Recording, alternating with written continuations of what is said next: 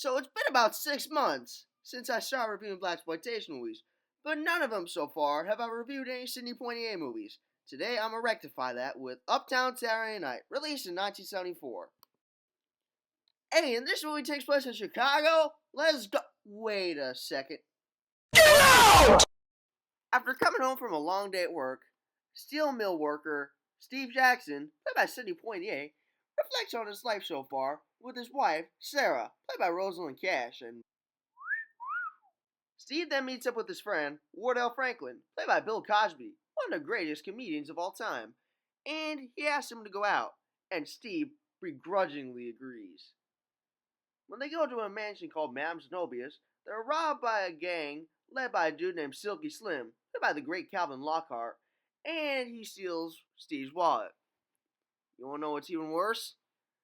He had a $50,000 lottery ticket in there, and he won. And when Sarah finds out, she's not particularly happy about it. Oh, also be on the lookout for some cameo appearances by Flip Wilson, playing as the Reverend, and Katie Lester, aka Juanita from Blackula, playing Wardell's wife. As Steve and Wardell look for the wallet, the latter is arrested, being mistaken for a criminal, but is let free. He and Steve then go out and look for a guy named Sharp Eye Washington, played by the legendary Richard Pryor, who is revealed to be a scam artist, but gets arrested shortly after. They then meet up with a guy named Congressman Lincoln, played by Roscoe Lee Brown, who doesn't know how to present himself to the right person, as he has a picture of Richard Nixon and Malcolm X on opposite sides of a picture frame. But their conversation with him goes absolutely nowhere. And we got Mr. Lincoln's wife, Mrs. Lincoln, aka Peggy or Leggy Peggy, played by Paula Kelly, who was in Three Tough Guys. I guess everything does work out. They then go to a bar and try to look for a dude named Seymour, played by Harold Nicholas, and they roast the ever-loving out of him.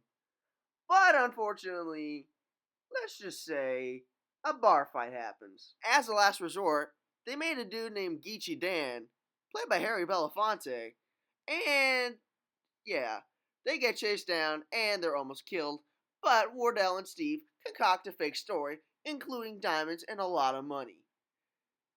And after we get our good reveal of Silky Slim, the two eventually decide to team up. At a church picnic, Dan and Slim disguise themselves while Wardell and Steve try to go into the car and free the briefcase, especially for the latter's wallet. Unfortunately, though, the briefcase is stolen, and so Steve climbs on top of the car, and after a long chase, the briefcase is dropped into the water. Steve jumps in, with Wardell not far behind. We then get a final scene at the hospital where Sarah visits him, and it's thankfully revealed that the lottery ticket, which is in Steve's wallet, has been recovered and stored safely away. Overall, it's got some good acting, a good plot, and it's really good to see some old faces again, as well as meet some new ones. Overall, I'm giving this one a 9 out of 10. It's pretty good. No. I'm asking the questions, sissy. Sit!